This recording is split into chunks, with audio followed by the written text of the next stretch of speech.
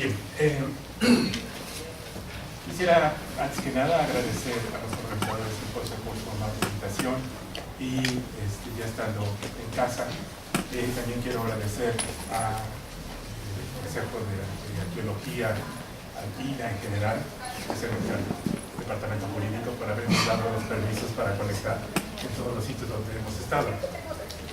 También quiero agradecer muy sentidamente a todas nuestras colegas de conservación, especialmente a María del Carmen Castro, a Marta Tapia, a Luz de Lourdes Ebert y a Jimena Palacios, que nos dieron una perspectiva muy distinta de lo que es acercarse a las algas subaéreas diferentes de las algas de agua dulce, que es mi especialidad.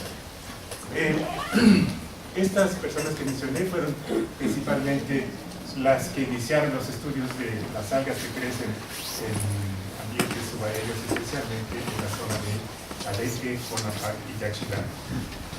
Y quiero llamar la atención en esta terrible redacción del título, que es totalmente a propósito.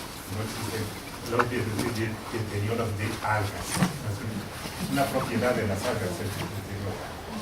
La idea es que queremos proponer a ustedes, dice yo, una perspectiva un tanto distinta de la interpretación de la participación de las algas en los crecimientos sobre los monumentos. Existen más o menos unas 400 publicaciones dedicadas al biodeterioro de los monumentos en el mundo. De esas, casi el 80% se dedica a culpar a las algas como las principales agentes de deterioro.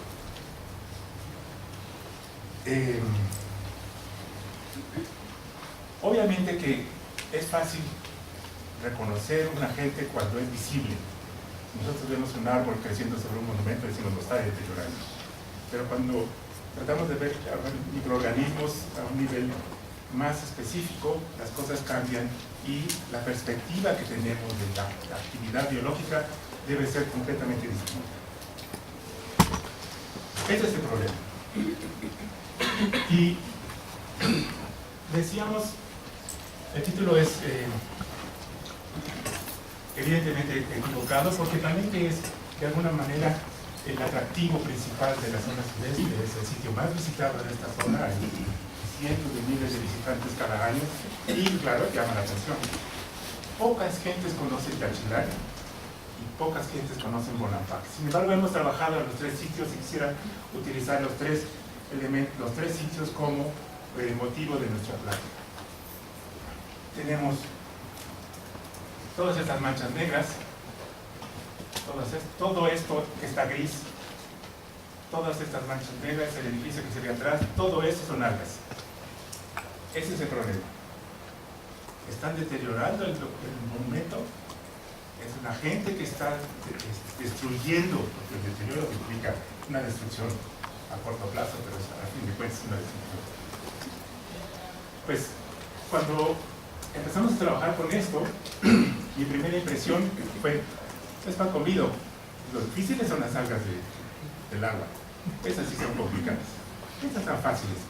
Son poquitas, todas son iguales, negritas, todas crecen igual en el mismo sitio, piedra calcárea, no hay mayor problema.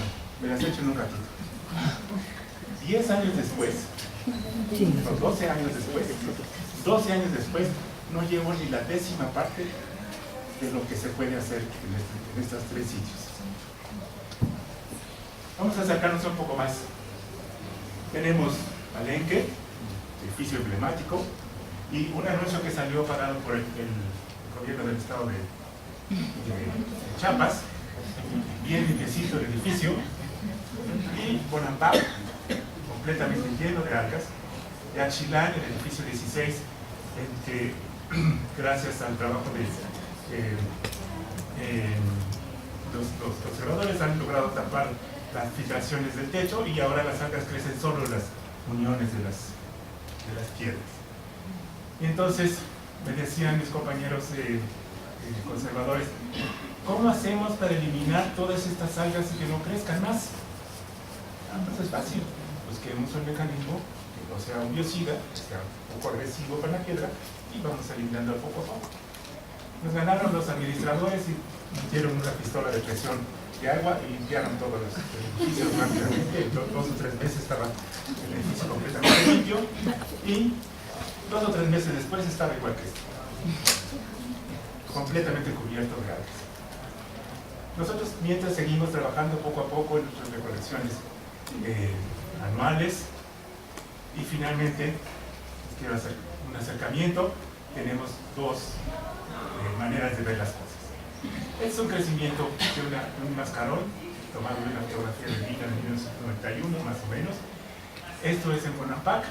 Vean esas manchas negras que parecen chapopote, como decía Otto ayer, y esta otra que es muy común, que son unas costras en forma de fieltro que en la época de seca se ponchan y toda la parte interior está llena de carbonato de calcio. Me decían los conservadores, ahí está la prueba, tus algas están destruyendo el movimiento. Más claro que eso no puede ser. Bueno, pues vámonos al microscopio. El primer problema es cómo concebimos desde el punto de vista biológico la conservación, cómo concebimos el deterioro. Y eso lo voy a pasar rápidamente. Lo que quisiera mostrar 2 cosas. Si bien es cierto que los organismos afectan a los monumentos, también es cierto que le dan un aspecto o una apariencia completamente distinta cuando no están. Entonces, esta foto de Bonampak me fascina porque es una escalinata que está detrás de los edificios principales. Y la belleza de la foto, la belleza del lugar, es por estos 3 árboles que están en esa escalinata. ¿Por qué los arqueólogos o los conservadores decidieron dejar estos 3 árboles? Pudo haber sido por flojera, por falta de presupuesto, por una cuestión estética. Realmente están deteriorando la estructura. Sí, la están deteriorando porque los árboles siguen creciendo. Sin embargo, la visión que uno, el sentimiento que uno tiene cuando está uno ahí, es de integración con la naturaleza, de integración con la selva lacandona en un sitio arqueológico. Ese es el punto. Ahí cuando visité este sitio y vi este lugar, me di cuenta que toda la perspectiva que estábamos teniendo respecto a la visión de lo que es el deterioro por los organismos debería ser cambiado. ¿Por qué estos 3 árboles? Estoy seguro que no existe el registro de qué especies son esos árboles. No sé si son protegidos, no sé si son valiosos, no sé si son especies únicas, no sé nada porque además están altísimos y no pude ver las flores. Solo veía tronco. Pero la visión de esta imagen nos da una idea de que hay que repensar la relación que tenemos con los organismos en un sitio querido. Y este es un sitio querido. Entonces, en Palenque encontramos detalles como este. Es cierto que toda esta zona de aquí es producto de la disolución del carbonato de calcio de la parte superior del muro, que por el flujo laminar poco a poco se va depositando en la vertical. Cuando el flujo es suficientemente constante, crecen las algas. Las algas no están deteriorando, en este caso, no están deteriorando el muro. Están aprovechando solamente el agua. Y ahí fue otro punto de ruptura de mi perspectiva. ¿Qué es lo que hace que esta estructura cambie su visión, su apariencia respecto a lo que nosotros creemos que está pasando? Las algas requieren de luz, requieren de agua y requieren de nutrimentos. ¿Cuáles son los nutrimentos que hay aquí? Pues son todos los que lleva la lluvia en el escurrimiento. Hasta ahí. Entonces, el problema es el deterioro que tenemos en un sitio con una humedad extremadamente alta, con una temperatura extremadamente alta, con cambios bruscos durante el verano, cuando llueve durante el día, rápidamente se humedece todos los muros, deja de llover y la temperatura llega a alcanzar en los muros hasta 40 grados. Así que la tasa de evaporación en los muros es relativamente alta. En estas zonas, donde existe un flujo laminar, obviamente que los cambios de temperatura son todavía leves, más leves. Pero ya notamos fracturas fisuras sobre la estructura de la recalcificación de los cristales de carbonato de calcio que han sido disueltos en la parte superior.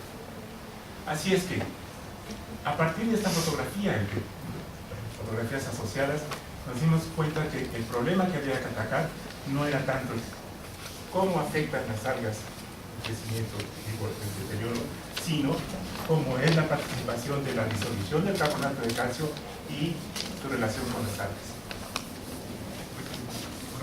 Los agentes biológicos que participan en el biodeterioro son todos estos. Y ya vimos de las pláticas anteriores que todos ellos crean un problema serio de disolución de carbonato de calcio. Y incluye aquí los humanos porque si existe un agente realmente que deteriora un monumento, son los turistas. No solo con sus manos sucias, con todos los menjurjes que se ponen y embadurnan en las paredes, es realmente una plaga, son realmente una plaga. Entonces, yo creo que todos es el agente más deteriorante, especialmente en Palenque. Hay zonas donde los escalones ya están completamente desgastados por la cantidad de personas que pasan por ahí. Bien, de todos estos grupos, excepto las algas, todos producen sustancias, excretan sustancias que disuelven el carbonato de calcio. Estas sustancias están asociadas principalmente con acidez y cambios en la acidez en el medio. Hasta ahora no se ha encontrado una sola evidencia de formación de ácidos orgánicos extracelulares en ninguna de las aguas que están presentes en el ambiente subaéreo. Otro nos platicó sobre las algas endolíticas, epilíticas, fisurícolas, etc. Y existía una gran discusión con los conservadores sobre si las algas podrían ser endolíticas y destruir el monumento desde dentro de la estructura. Bien, antes de pasar a esa parte, quisiera yo ver la parte desde el punto de vista de la biología. Uno de las, digamos que el juramento hipocrático de los biólogos es conservar la diversidad, ¿no? En vez de estar, curiosamente, siempre llaman a los biólogos para exterminar a los organismos, pero nuestra misión es conservar los organismos. ¿Cómo conciliar esta necesidad social de acabar con los organismos en un sitio que no queremos y al mismo tiempo conservarlos? Bueno, ese es un compromiso que sí tenemos que asumir nosotros como biólogos desde el punto de vista profesional. Y yo creo que, al menos en el nivel en el que estamos en Palenque o en el Parque Yaxchilán, el asunto es comprobar la presencia de los organismos en otros sitios para asegurar que el bien que queremos conservar o que queremos limpiar mantenga la diversidad biológica. Por ejemplo, en este dintel de Bonampak tenemos esta zona de aquí, es la única zona que tiene algas. Todo lo demás de parte superior es pigmento original. Y toda la zona que ha desfigurado la cara del guerrero son sales. Es producto de la disolución del carbonato o de la evaporación extremadamente rápida en la zona de escurrimiento. Con Aire Orea nos decíamos, es que aquí está claro que las algas están destruyendo. Pues no son algas, tampoco son hongos. También hicimos las pruebas microbiológicas para ver si eran uno u otro y está clarísimo que esto es material completamente inerte. Así es que, si aquí existe una pequeña gotera y aquí existe otra, eso quiere decir que la tensión de evaporación en el dintel es diferencial. Y esa tensión es la que tendríamos que considerar para la evaluación de si vale la pena limpiar esto y con qué métodos o no. Obviamente que no estamos por la utilización de los biocidas, pero sí podemos considerar un método relativamente sencillo para limpiar esto con alcohol al 70%, una deshidratación rápida, siempre y cuando se mantenga se evite la fisura de agua. de esa manera podríamos limpiar un dintel especialmente querido para nosotros. En este caso, y porque ya sé que esta alga está en otras partes, en la parte intestinal, yo sería de la idea de hay que limpiarla. Pero en este caso no. Todas estas algas que están aquí, no sé cuáles son. Y si no sabemos cuáles son, lo que estamos haciendo al limpiar es acabar con la biodiversidad. En este caso, ¿vale la pena limpiar? Yo creo que no.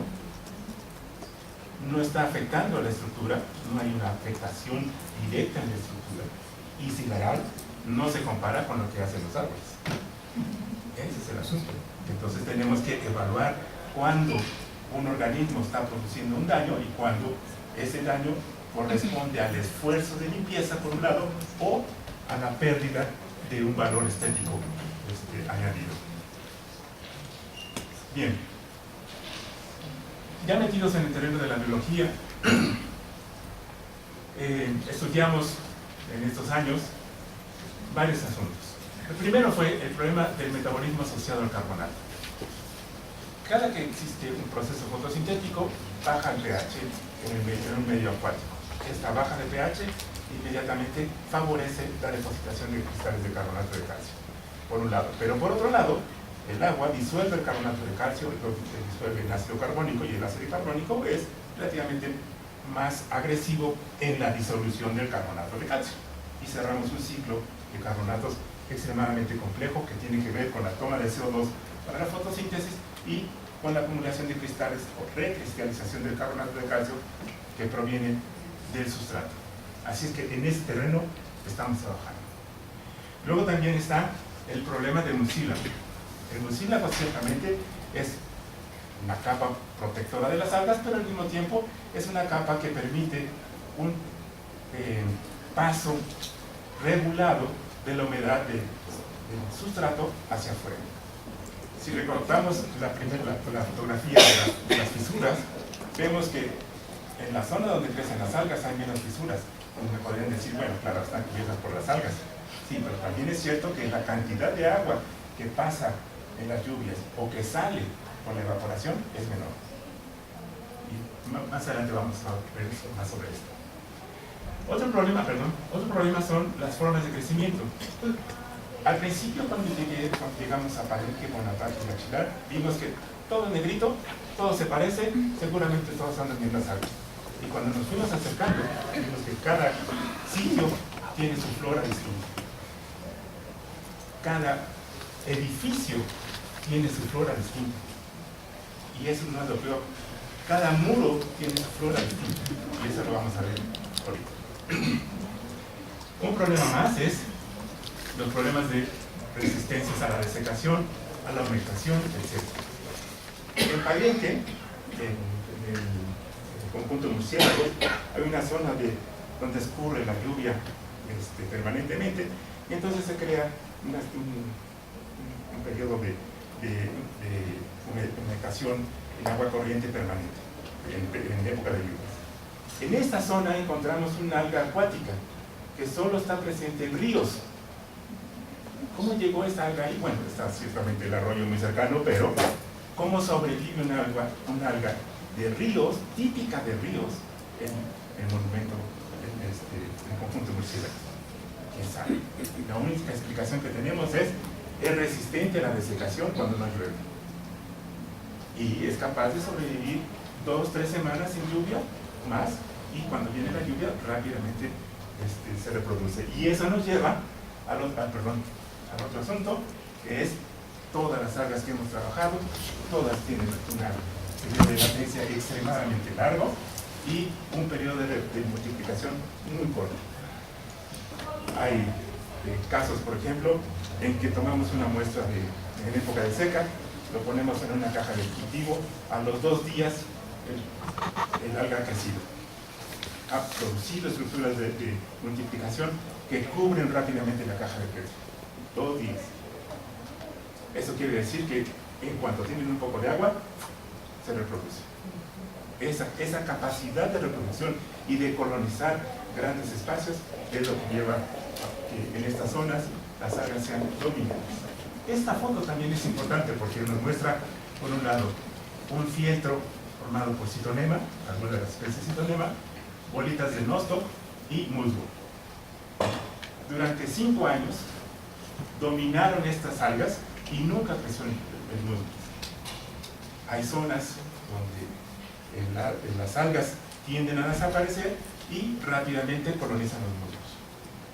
Entonces, esta competencia entre los crecimientos algales y el crecimiento de otros organismos también nos lleva a decir las algas están propiciando que no exista un deterioro por organismos más complejos.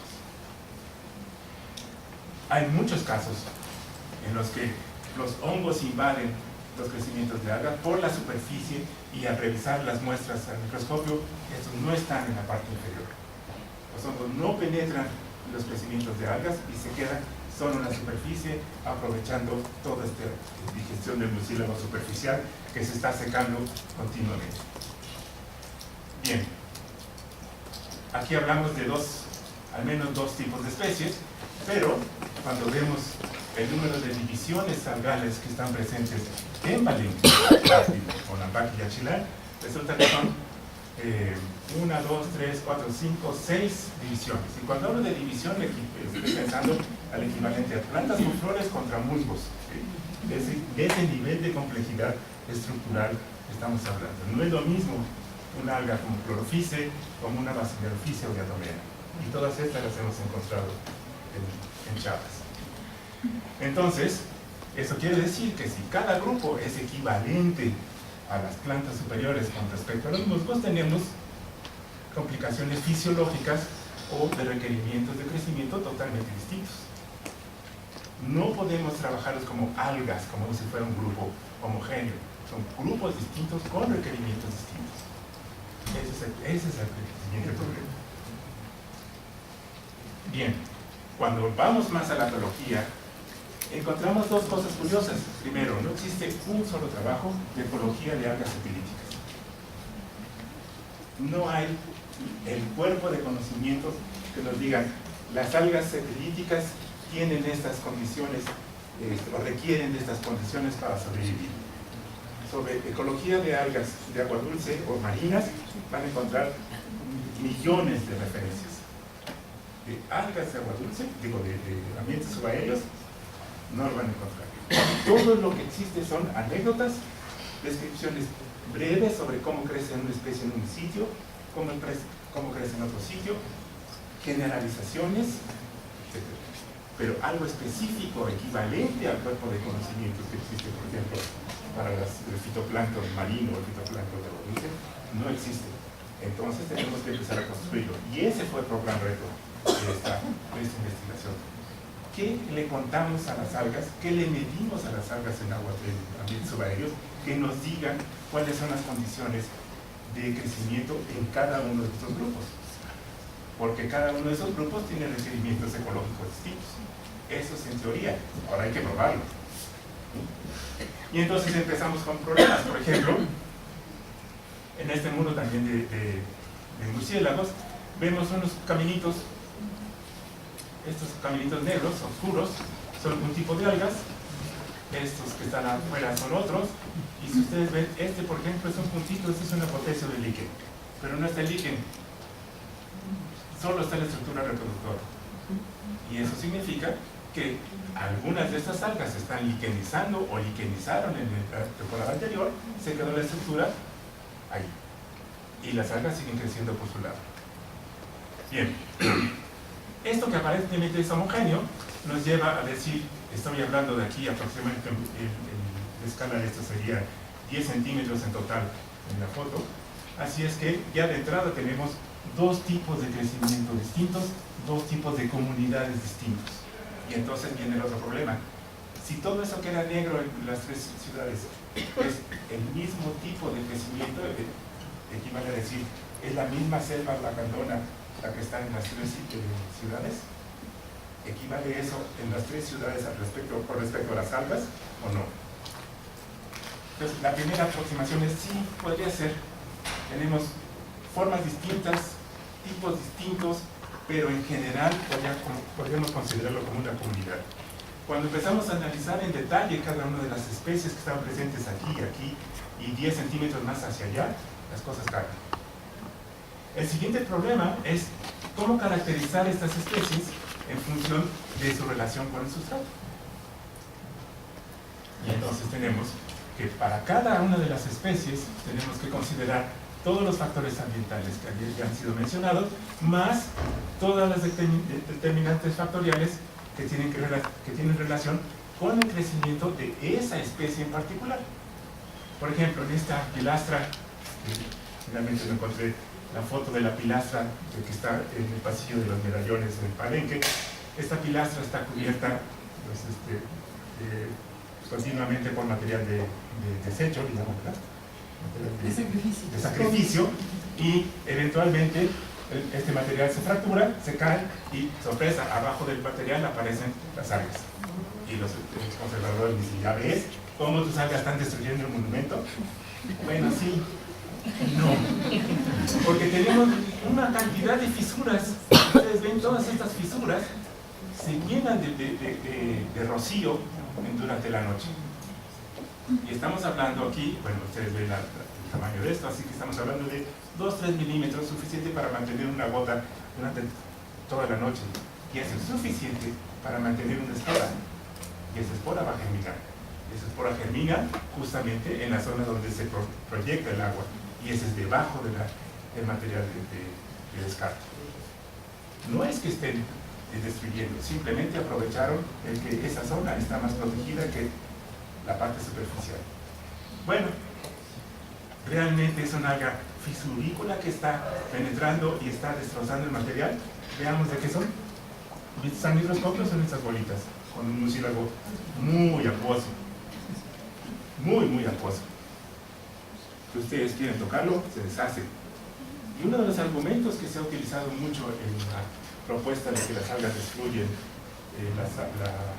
los monumentos es que al penetrar empujan el material. Esto no puede empujar. Y he hecho crecimiento sobre agar duro y no crece el alga sobre agar duro.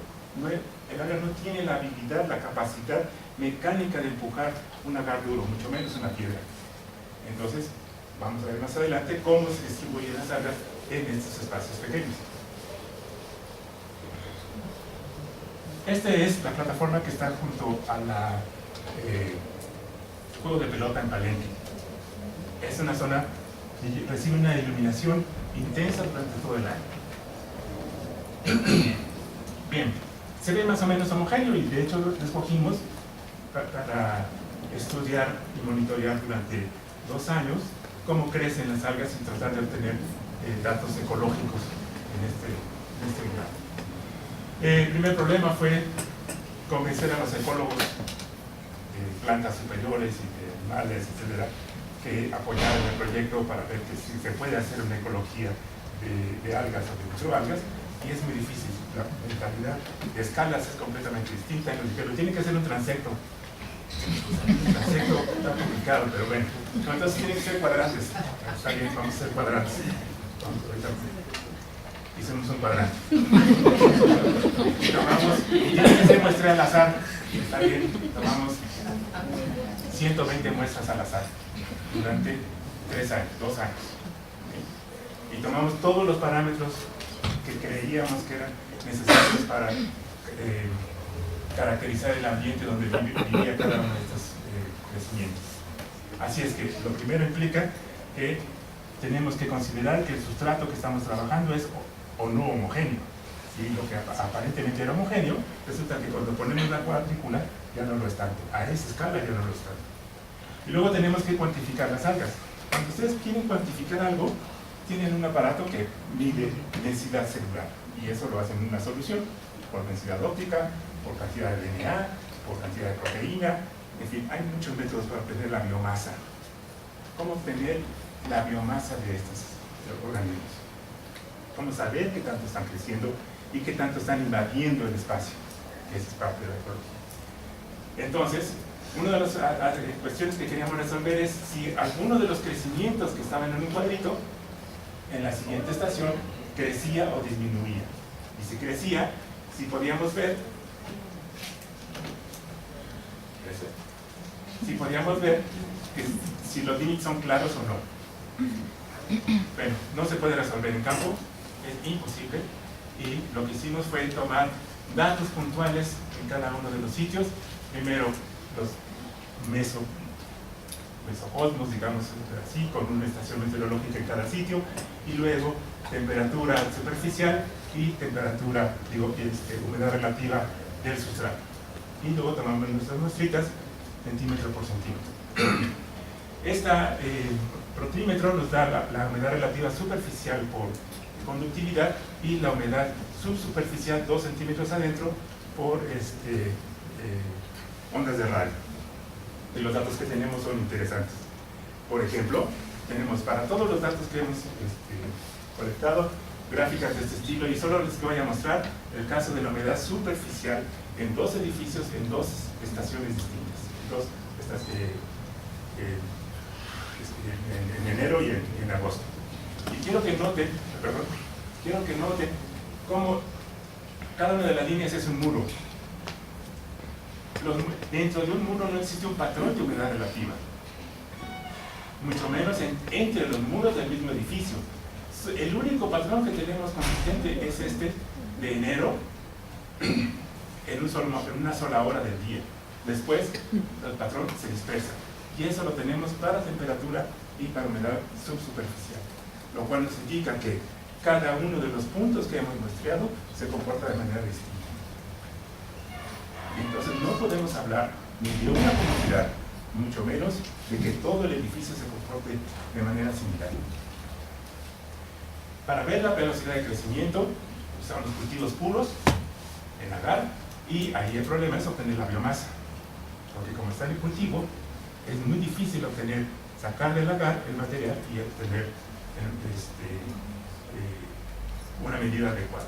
Y utilizamos 2 sistemas: cantidad de clorofila y la superficie ocupada por unidad de tiempo. Y gracias a eso, por un análisis de imágenes, logramos identificar más o menos qué tanto crecen las algas cuando están en condiciones puras con respecto a las que viven en su entorno. También hicimos el análisis de los crecimientos en cultivo puro, cómo crecen las algas en agar, y vemos que hay situaciones, por ejemplo, en las que las especies forman filamentos rápidos que ocupan espacios rápidamente, o colonias tipo bacteriano que van creciendo poco a poquito. Cada una de estas especies tiene requisitos y requerimientos de crecimiento completamente distintos. Y yo quería regresar un poco más al problema de Trentepolia rápidamente. Trentepolia es una de las manchas más vistosas que hay en estos sitios. Mencionaba Otto, son naranjas, muy naranjas, y a veces rosadas, a veces no tan rosadas. Aquí hay un gusanito para que tengan una idea de la escala. Esta es la estalactita labrada de Yaxchilán, que está totalmente cubierta de esta mancha roja. Y nuestra primera aproximación, cuando yo creía que todo era igual en las 3 ciudades, es, claro, es Trentepolia aurea, se comporta muy bien, y no solo eso, encontramos el ciclo de vida, que era por primera vez encontrar el ciclo de vida de esta alga, y estábamos a punto de mandar el trabajo a publicación, cuando después de 2 años logramos cultivar el alga y descubrimos 2 elementos importantes. Uno, forman crecimientos distintos en ciudades distintas. Este es Palenque, este es Bonampak. Las formas celulares son distintas. Cuando cultivamos, obtuvimos unicélulas, que es una cosa realmente novedosa, y otra estructura reproductora tampoco reportada en la literatura. Y luego, no solo eso, encontramos las estructuras equivalentes a estas en campo. Y quiero que note primero la condición globosa respecto de esta otra condición. La voy a brincar un poquito aquí. Esta es una forma silvestre, y vean estas zonas globosas de la base más los filamentos selectos. Este es típicamente Trentepolia aurea. Y lo que quiero que noten son estas zonas blanquecinas que están aquí, son los cristales de carbonato de calcio. Y lo que hemos mostrado a lo largo de todos estos años es que las células de Trentepolia, que aparentemente están bien fijas al sustrato, que es difícil de sacar del mismo, no penetran en el sustrato, sino penetran en los cristales de carbonato de calcio que ya están disueltos, que ya están sueltos. Si hubiera disolución por parte de centepolia, las células de aquí tendrían una forma definida y no la tienen. Siempre se amoldan a la forma del cristal. Eso significa, en términos de morfología clásica, que las células de centepolia no están produciendo una sustancia que disuelva el carbonato de calcio. Y otro me va a decir, pero ahí están los micropits. Ahí está clarísimo, los micropits son del mismo tamaño que de las algas. Y yo le voy a decir, qué curioso, estos micropits fueron hechos por una disolución de la lluvia, por algún mecanismo, se llenó de rocío y caben perfectamente las células esféricas. ¿Qué fue primero? ¿El hoyito o el alga? El alga que causó el hoyito. En ese caso. Ahí es donde yo quiero que ustedes piensen en una perspectiva distinta respecto al papel que tienen las algas. Ese es mi punto. Bien, ya terminó, ¿no? Antes de terminar rápidamente, el siguiente punto, la última transparencia es un trabajo reciente, 2010, en el que se muestra con microscopía confocal la distribución de las algas, que son las bolitas de colores oscuros. El verde es el mucílago y de este lado está la visión lateral de este corte. Y el trabajo, del cual yo soy autor, dice, se muestra claramente cómo las algas disuelven el carbonato. No es cierto, no se muestra claramente, se muestra que los cristales están sueltos y que la parte inferior está separada de la base. Los cristales fueron erosionados, intemperizados y luego las algas crecen y afianzan este sistema. En un trabajo de Jimena Palacios, de aquí de conservación, hizo un trabajo sobre uno de los montones de Yaxchilán y muestra cómo los crecimientos de algas se cubren de cristales de carbonato de calcio con formas completamente distintas de las que se forman rápidamente nada más. Oh, pues, ¿dónde quedó? Aquí. Este es un típico crecimiento de una alga que forma sus calcetines de carbonato de calcio. En este caso el carbonato de calcio son estructuras de tipo de aguja que cubren completamente la especie. Esto solo lo hacen 3 o 4 especies en el mundo. Y toman la disolución del carbonato de calcio del sustrato y forman estos calcetines. Bien. Gracias.